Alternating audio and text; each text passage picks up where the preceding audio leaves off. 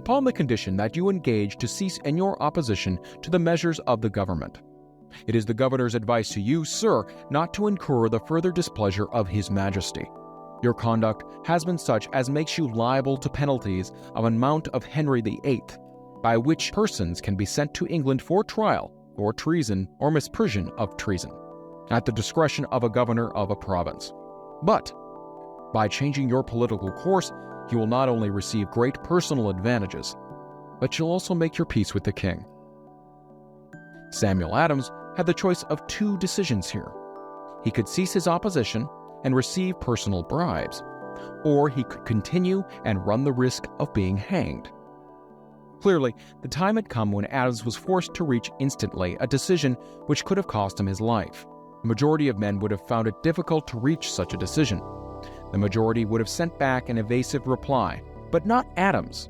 He insisted upon Colonel Fenton's word of honor that the colonel would deliver to the governor the answer exactly as Adams would give it to him. Adams's answer was, "Then you tell Governor Gage that I trust I have long since made my peace with the King of Kings. No personal consideration shall induce me to abandon the righteous cause of my country.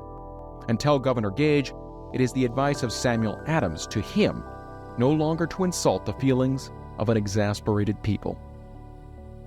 Comment as to the character of this man seems unnecessary.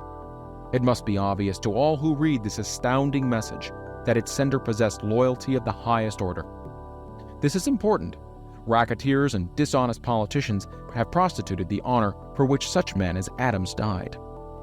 When Governor Gage received Adams's caustic reply, he flew into a rage and issued a proclamation which read, "I do hereby, in His Majesty's name, offer and promise His most gracious pardon to all persons who shall forthwith lay down their arms and return to the duties of peaceful subjects, accepting only the benefit of such pardon. Samuel Adams and John Hancock, whose offenses are of too flagitious a nature to admit of any other consideration but that of condign punishment." As one might say in modern slang, Adams and Hancock were on the spot. The threat of the irate governor forced the two men to reach another decision, equally as dangerous. They hurriedly called a secret meeting of their staunchest followers. Here the mastermind began to take on a momentum. After the meeting had been called to order, Adams locked the door, placed the key in his pocket, and informed all present that it was imperative that a Congress of the colonists be organized, and that no man should leave the room until the decision for such a Congress had been reached. Great excitement followed. Some weighed the possible consequences of such radicalism, old man fear.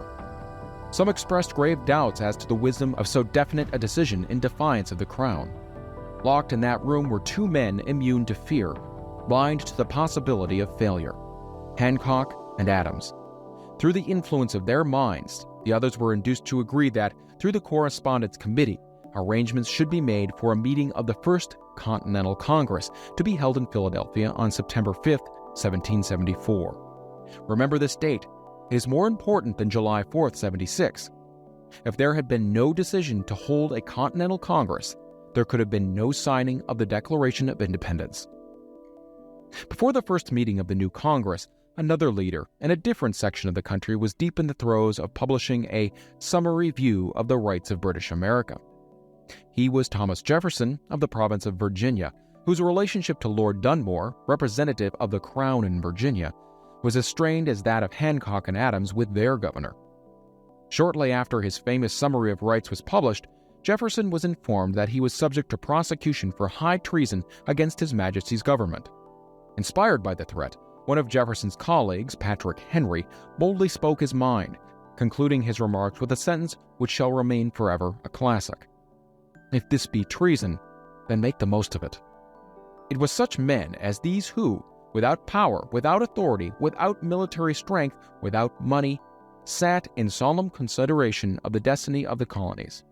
Beginning at the opening of the First Continental Congress and continuing at intervals for 2 years until on July 7, 1776, Richard Henry Lee arose, addressed the chair, and to the startled assembly made this motion: "Gentlemen, I make the motion that these united colonies are, and of right, ought to be free and independent states, that they be absolved from all allegiance to the British Crown, and that all political connection between them and the state of Great Britain is, and ought to be, totally dissolved. Lee's astounding motion was discussed fervently and at such length that he began to lose patience. Finally, after days of argument, he again took the floor and declared in a clear, firm voice, "Mr. President, we have discussed this issue for days. It is the only course for us to follow. Why then, sir, do we longer delay? Why still deliberate? Let this happy day give birth to an American republic. Let her arise, not to devastate and to conquer, but to re-establish the reign of peace and of law. The eyes of Europe are fixed on us. She demands of us a living example of freedom that may exhibit a contrast in the felicity of the citizen to the ever-increasing tyranny." Before his motion was finally voted upon, Lee was called back to Virginia because of serious family illness. But before leaving, he placed his cause in the hands of his friend Thomas Jefferson, who promised to fight until favorable action was taken. Shortly thereafter, the President of the Congress, Hancock, appointed Jefferson as co-chairman of a committee to draw up a Declaration of Independence. Long and hard the committee labored on a document which would mean, when accepted by the Congress, that every man who signed it would be signing his own death warrant, should the colonies lose in the fight with Great Britain, which was sure to follow. The document was drawn, and on June 28th, the original draft was read before the Congress. For several days it was discussed, altered, and made ready. On July 4th, 1776, Thomas Jefferson stood before the Assembly and fearlessly read the most momentous decision ever placed upon paper.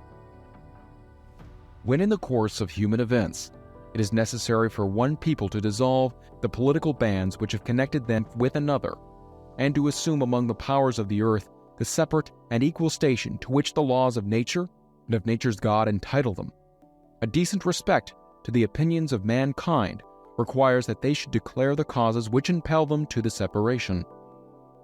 When Jefferson finished, the document was voted upon, accepted, and signed by 56 men, everyone staking his own life upon his decision to write his name.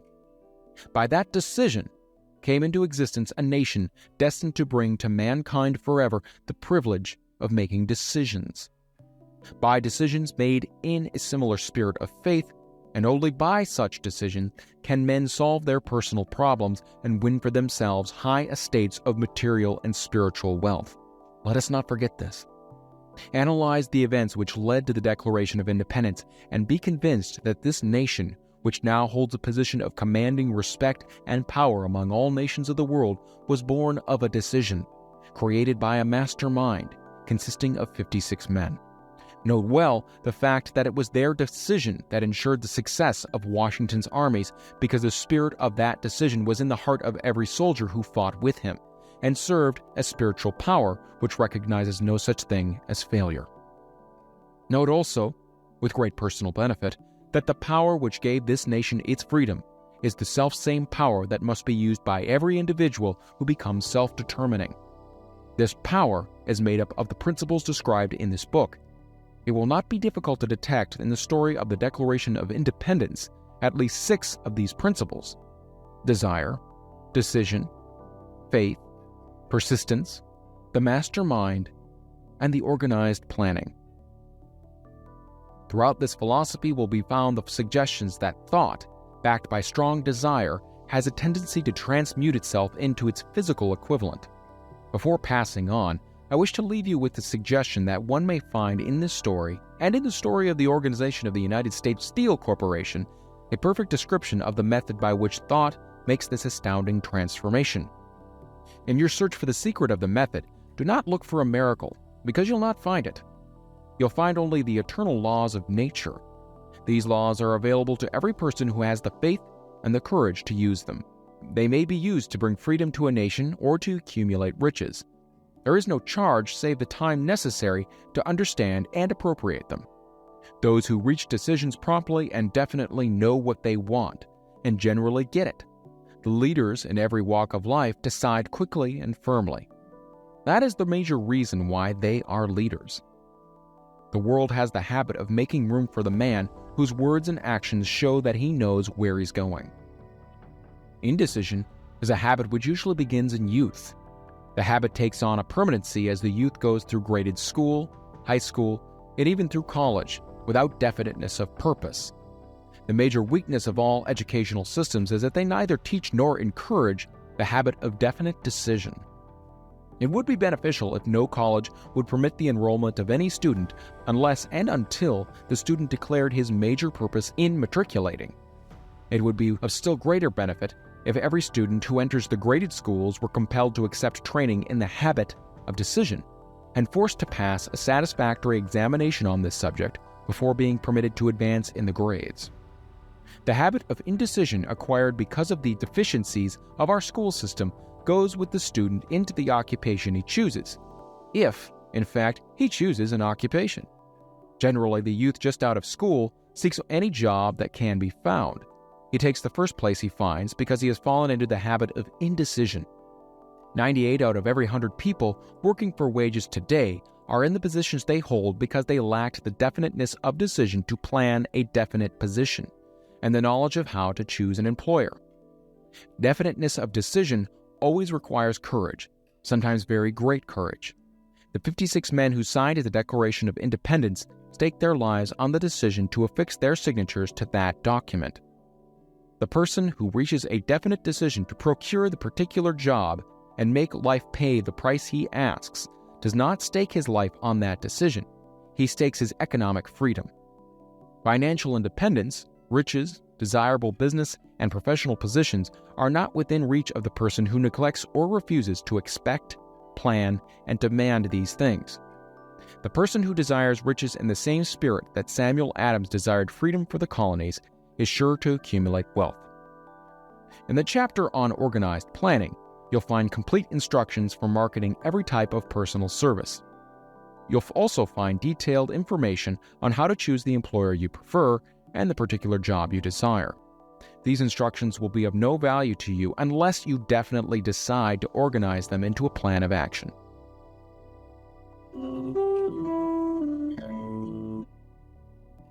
Chapter 9. Persistence, the sustained effort necessary to induce faith.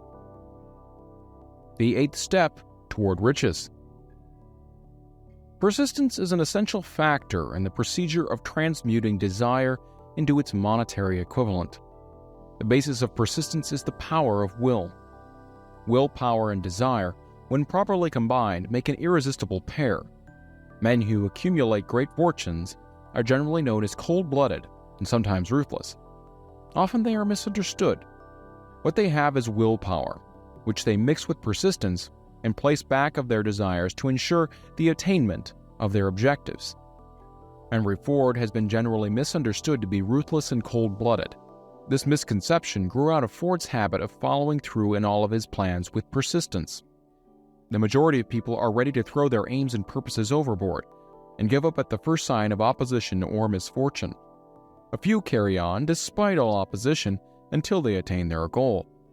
These few are the Fords, Carnegies, Rockefellers, and Edisons.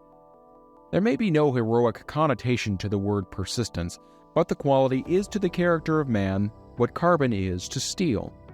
The building of a fortune generally involves the application of the entire 13 factors of this philosophy. These principles must be understood. They must be applied with persistence by all who accumulate money. If you are following this book with the intention of applying the knowledge it contains, your first test is to your persistence. Your first test as to your persistence will come when you begin to follow the 6 steps described in the 2nd chapter.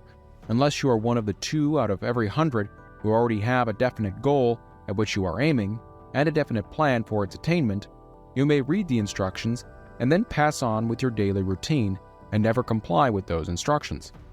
The author is checking you up at this point because lack of persistence is one of the major causes of failure.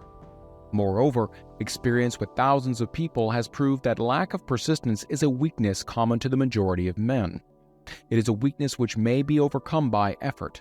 The ease with which lack of persistence may be conquered will depend entirely upon the intensity of one's desire. The starting point of all achievement is desire. Keep this constantly in mind. Weak desires bring weak results, just as a small amount of fire makes a small amount of heat. If you find yourself lacking in persistence, this weakness may be remedied by building a stronger fire under your desires. Continue to read through to the end, then go back to Chapter 2 and start immediately to carry out the instructions given in connection with the 6 steps.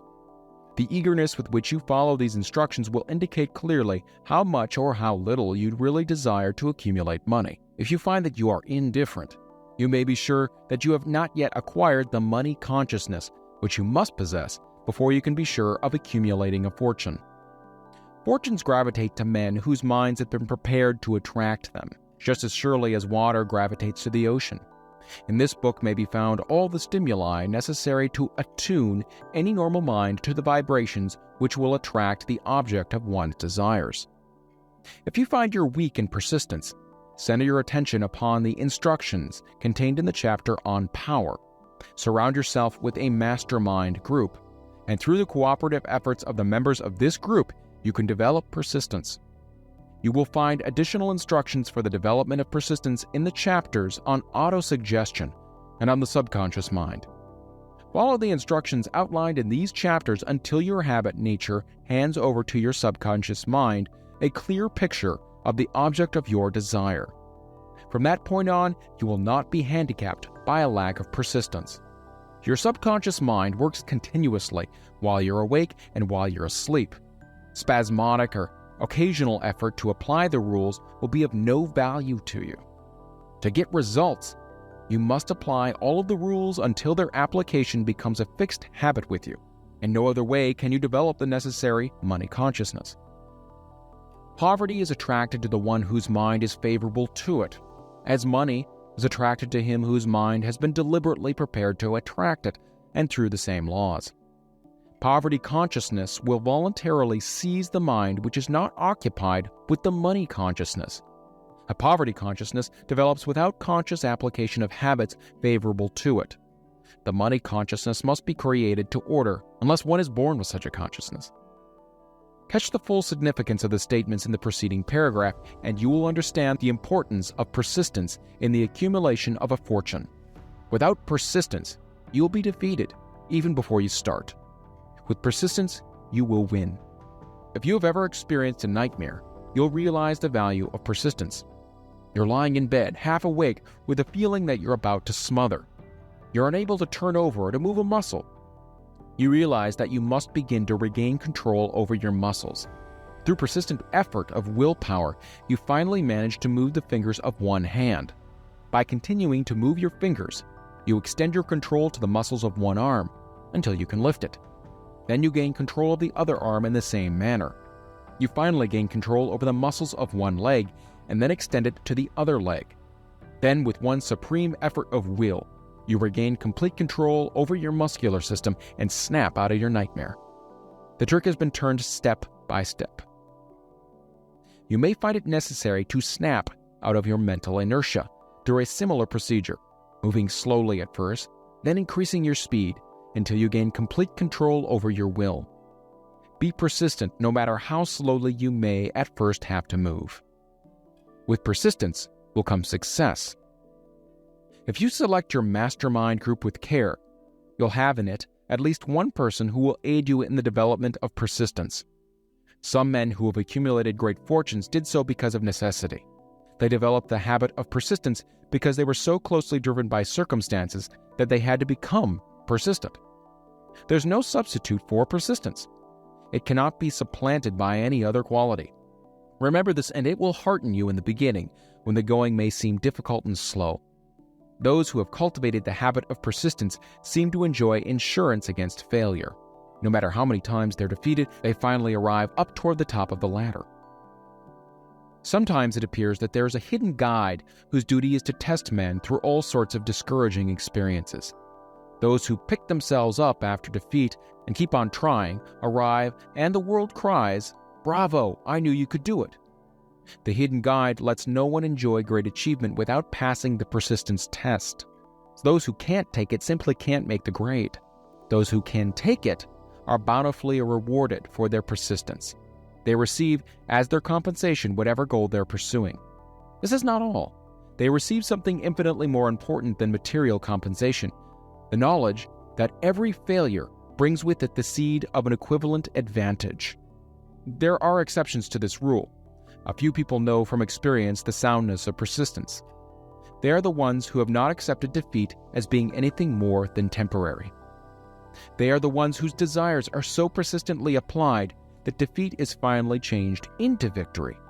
We who stand on the sidelines of life see the overwhelmingly large number who go down in defeat, never to rise again. We see the few who take the punishment of defeat as an urge to greater effort. These fortunately never learn to accept life's reverse gear.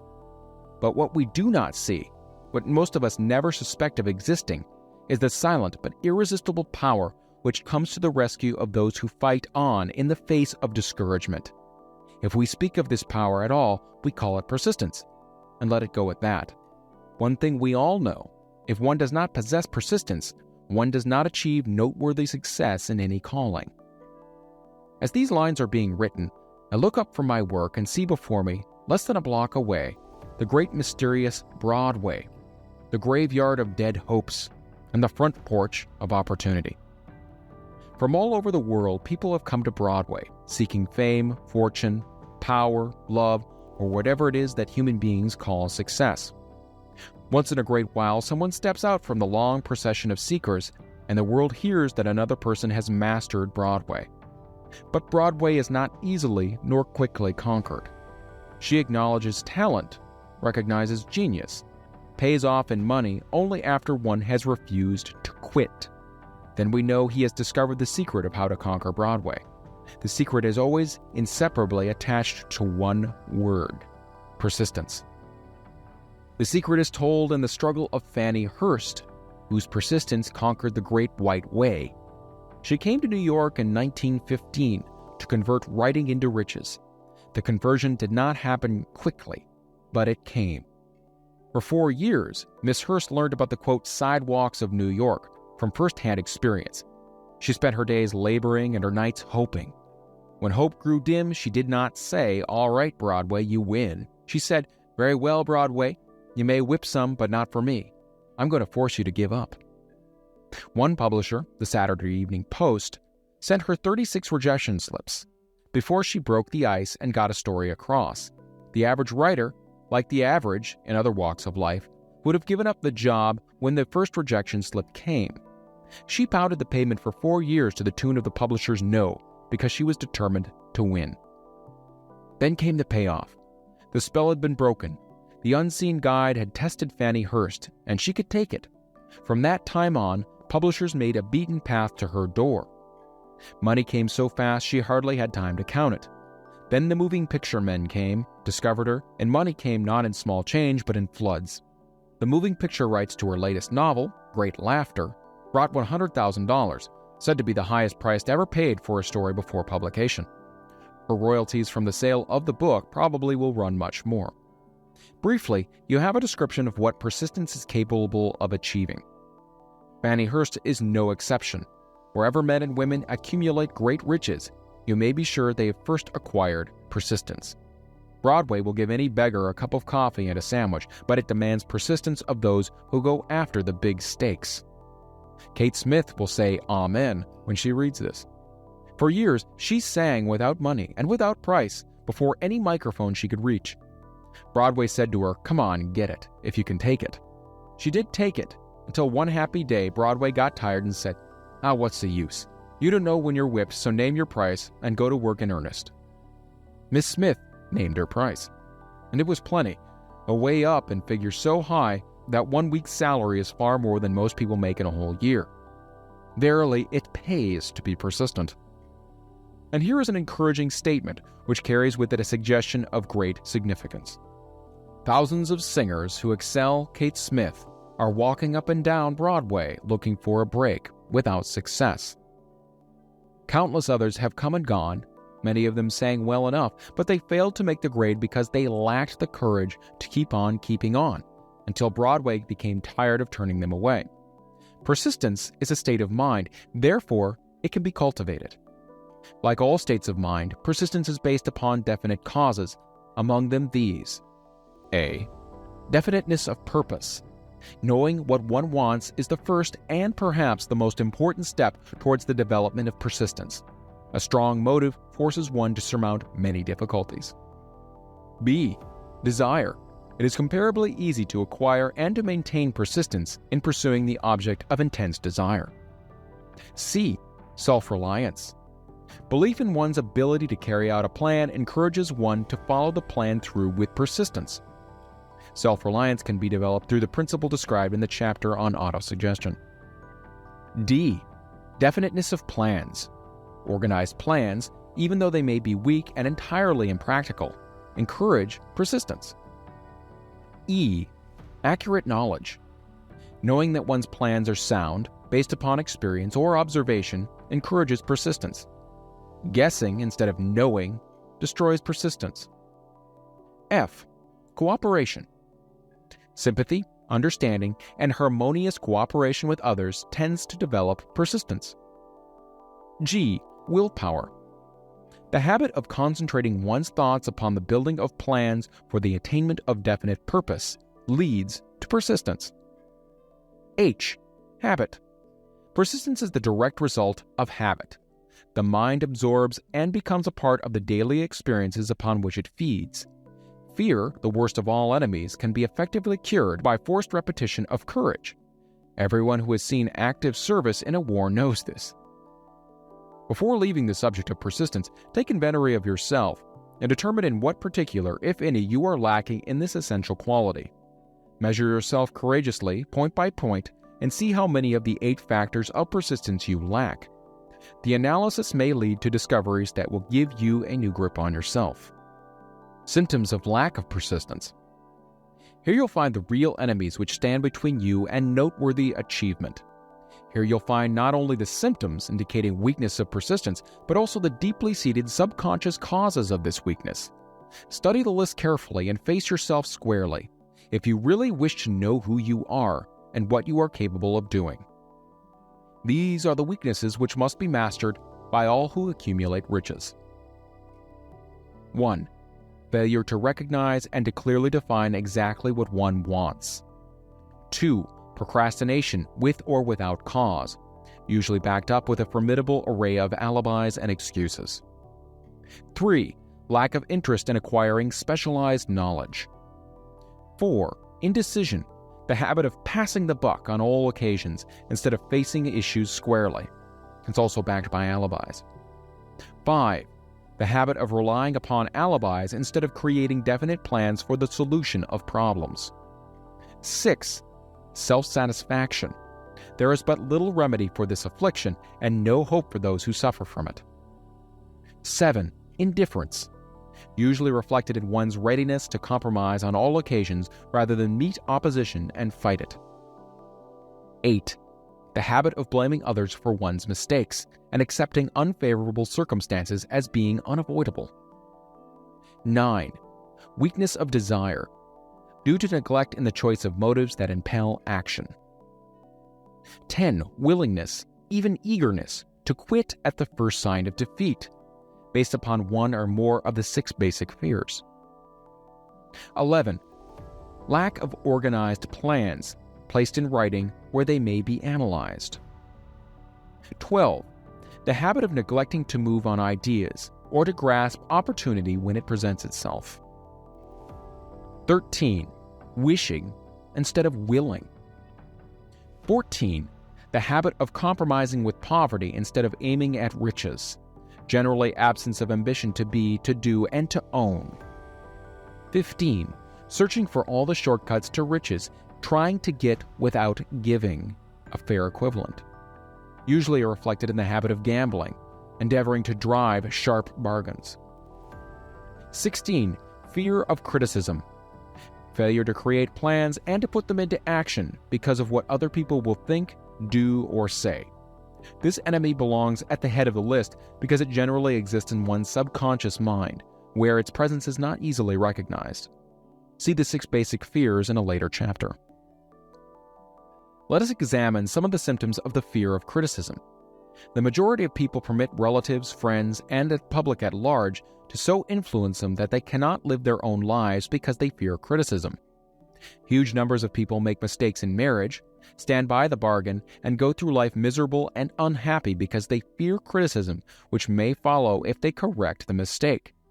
Anyone who has submitted to this form of fear knows the irreparable damage it does by destroying ambition, self-reliance, and the desire to achieve. Millions of people neglect to acquire belated educations after having left school because they fear criticism. Countless numbers of men and women, both young and old, permit relatives to wreck their lives in the name of duty because they fear criticism. Duty does not require any person to submit to the destruction of his personal ambitions and the right to live his own life in his own way.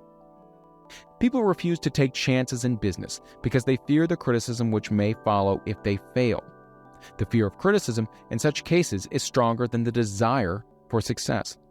Too many people refuse to set high goals for themselves or even neglect selecting a career because they fear the criticism of relatives and friends, quote-unquote, who may say, "Don't aim so high. People think you're crazy." When Andrew Carnegie suggested that I devote 20 years to the organization of a philosophy of individual achievement, my first impulse of thought was fear of what people might say. The suggestion set up a goal for me, far out of proportion to any I had ever conceived. As quick as a flash, my mind began to create alibis and excuses, all of them traceable to the inherent fear of criticism. Something inside of me said, "You can't do it. The job is too big and requires too much time. What will your relatives think of you? How you will earn a living? No one has ever organized a philosophy of success. What right have you to believe you can do it? Who are you anyway, to aim so high? Remember your humble birth. What do you know about philosophy?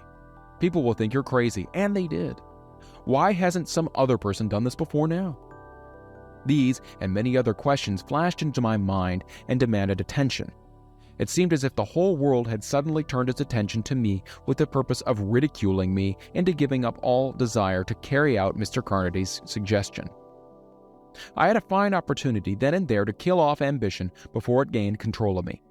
Later in life, after having analyzed thousands of people, I discovered that most ideas are stillborn and need the breath of life injected into them through definite plans of immediate action. The time to nurse an idea is at the time of its birth. Every minute it lives gives it a better chance of surviving. The fear of criticism is at the bottom of the destruction of most ideas which never reach the planning and action stage. Many people believe that material success is the result of favorable breaks. There's an element of ground for the belief, but those depending entirely upon luck are nearly always disappointed because they overlook another important factor which must be present before one can be sure of success. It is the knowledge with which favorable breaks can be made to order. During the Depression, W.C. Fields, the comedian, lost all of his money and found himself without income, without a job, and his means of earning a living, vaudeville, which no longer existed. Moreover, he was past 60 when many men considered themselves old. He was so eager to stage a comeback that he offered to work without pay in a new field, movies. In addition to his other troubles, he fell and injured his neck. To many, that would have been the place to give up and quit. But Fields was persistent. He knew that if he carried on, he would get the breaks sooner or later. And he did get them, but not by chance. Marie Dressler found herself down and out, with her money gone, with no job, when she was about 60. She too went after the breaks and got them. Her persistence brought on astounding triumph late in life, long beyond the age when most men and women are done with ambition to achieve. Eddie Cantor lost his money in the 1921 stock crash, but he still had his persistence and his courage. With these plus 2 prominent eyes, he exploited himself back into the income of $10,000 a week. Verily, if one has persistence, one can get along very well without many other qualities. The only break anyone can afford to rely upon is a self-made break. These come through the application of persistence. The starting point is definiteness of purpose. Examine the first 100 people you meet. Ask them what they want most in life, and 98 of them will not be able to tell you. If you press them for an answer, some will say security. Many will say money. A few will say happiness, others will say fame and power, and still others will say social recognition, ease in living, ability to sing, dance, or write. None of them will be able to define these terms or give the slightest indication of a plan by which they hope to attain these vaguely expressed wishes. Riches do not respond to wishes.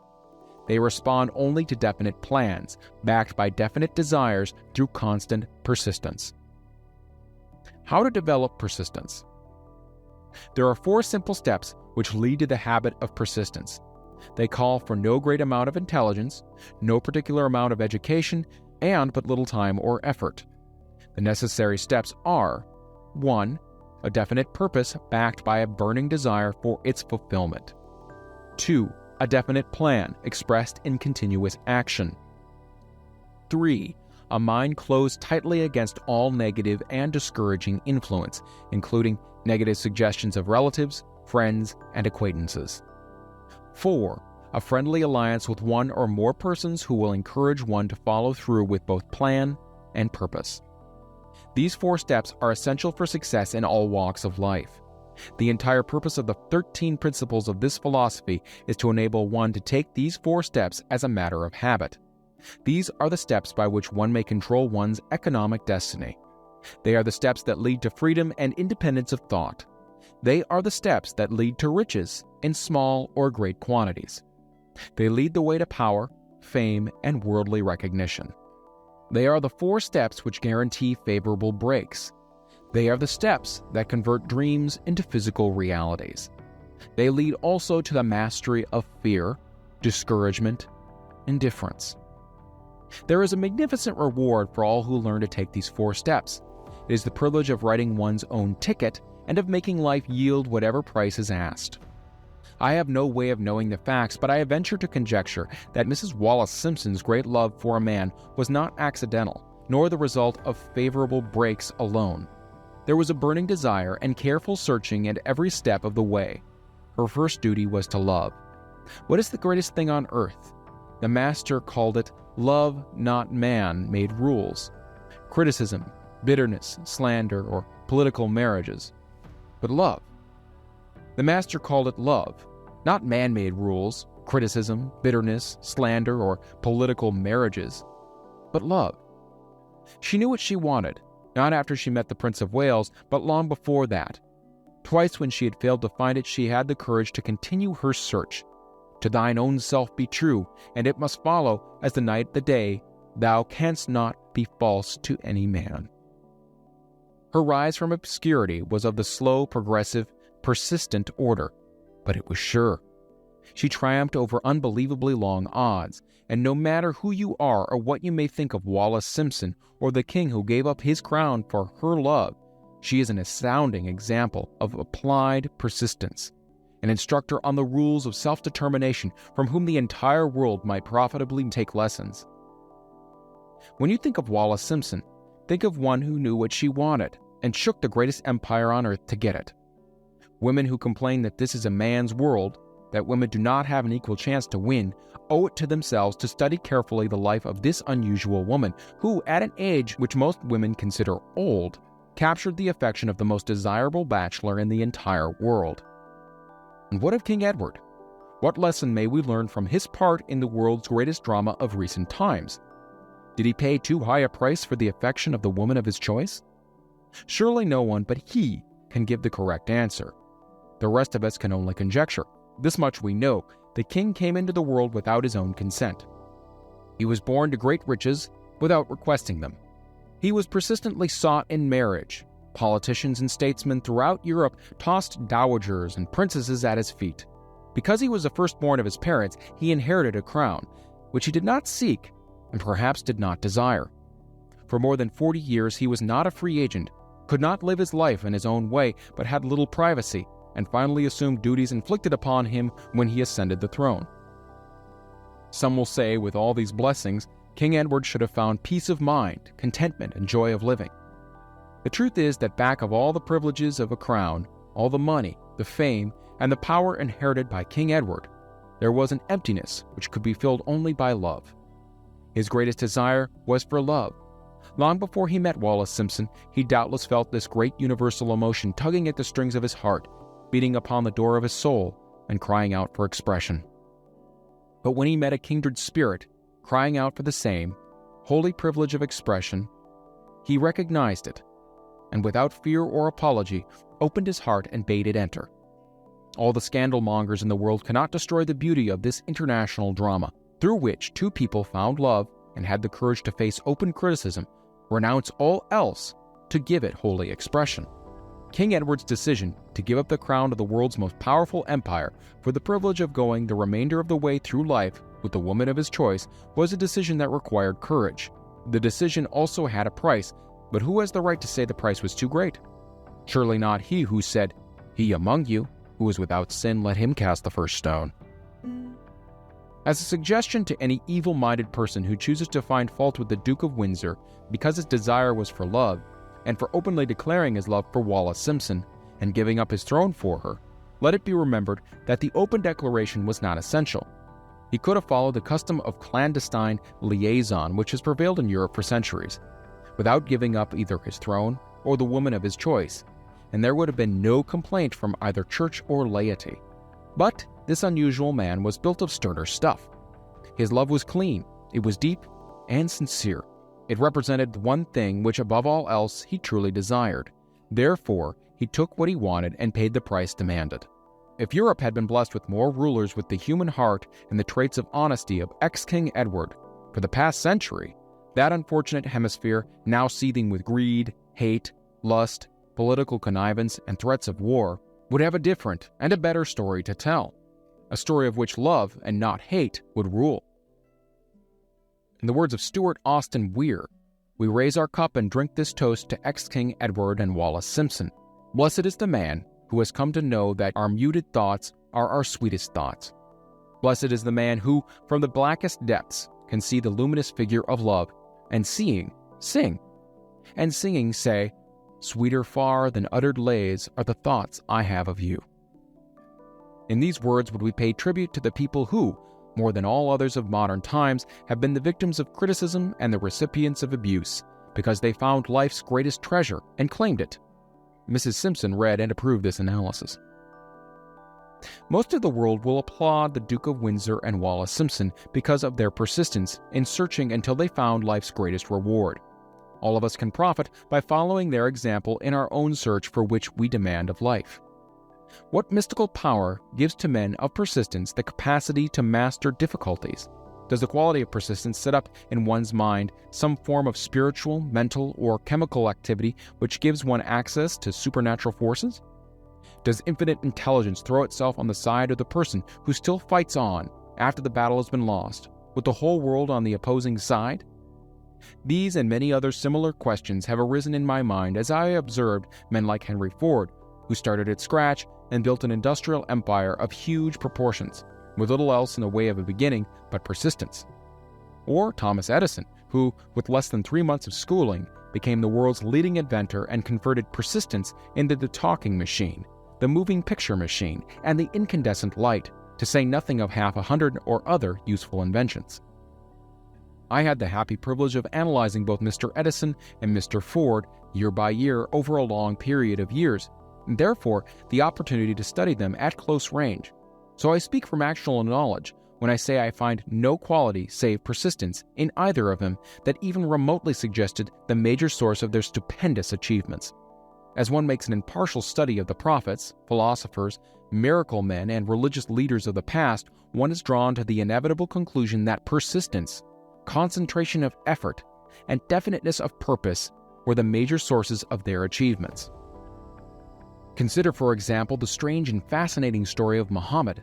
Analyze his life, compare him with the men of achievement in his modern age of industry and finance, and observe how they have one outstanding trait in common: persistence. If you are keenly interested in studying the strange power which gives potency to persistence, read a biography of Muhammad, especially the one by Asad Bey. This brief review of that book by Thomas Sugro in the Herald Tribune will provide a preview of the rare treat in store for those who take the time to read the entire story of one of the most astounding examples of the power of persistence known to civilization. The Last Great Prophet, reviewed by Thomas Sugro.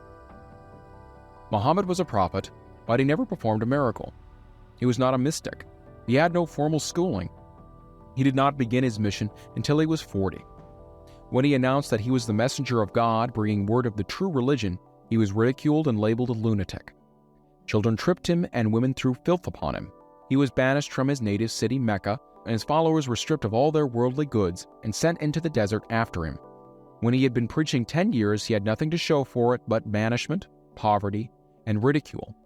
Yet before another 10 years had passed, he was a dictator of all Arabia, ruler of Mecca, and the head of a new world religion which was to sweep to the Danube and the Pyrenees before exhausting the impetus he gave it. That impetus was threefold: the power of words, the efficacy of prayer, and man's kinship with God. His career never made sense. Muhammad was born to impoverished members of a leading family of Mecca. Because Mecca, the crossroads of the world, home of the magic stone called the Kaaba, great city of trade and the center of trade routes, was unsanitary, its children were sent to be raised in the desert by Bedouins. Muhammad was thus nurtured, drawing strength and health from the milk of nomad, vicarious mothers. He tended sheep and soon hired out to a rich widow as leader of her caravans. He traveled to all parts of the Eastern world, talked with many men of diverse beliefs, and observed the decline of Christianity into warring sects.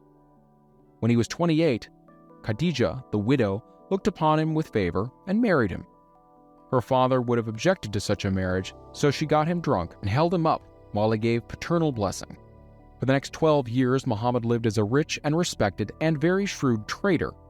Then he took to wandering in the desert, and one day he returned with the first verse of the Quran and told Khadijah that the archangel Gabriel had appeared to him and said he was the messenger of God. The Quran, the revealed word of God, was the closest thing to a miracle in Muhammad's life. He had not been a poet, he had no gift of words. Yet the verses of the Quran, as he received them and recited them to the faithful, were better than any verses which the professional poets of the tribes could produce. This to the Arabs was a miracle. To them the gift of words was the greatest gift. The poet was all wonderful. In addition, the Quran said that all men were equal before God, that the world should be a democratic state, Islam. It was this political heresy, plus Muhammad's desire to destroy all the 360 idols in the courtyard of the Kaaba, which brought about his banishment. The idols brought the desert tribes to Mecca, and that meant trade. So the businessmen of Mecca, the capitalists, of which he had been one, set upon Muhammad. Then he retreated to the desert and demanded sovereignty over the world. The rise of Islam began. Out of the desert came a flame which would not be extinguished, a democratic army fighting as a unit and prepared to die without wincing. Muhammad had invited the Jews and Christians to join him, for he was not building a new religion. He was calling all who believed in one God to join in one single faith.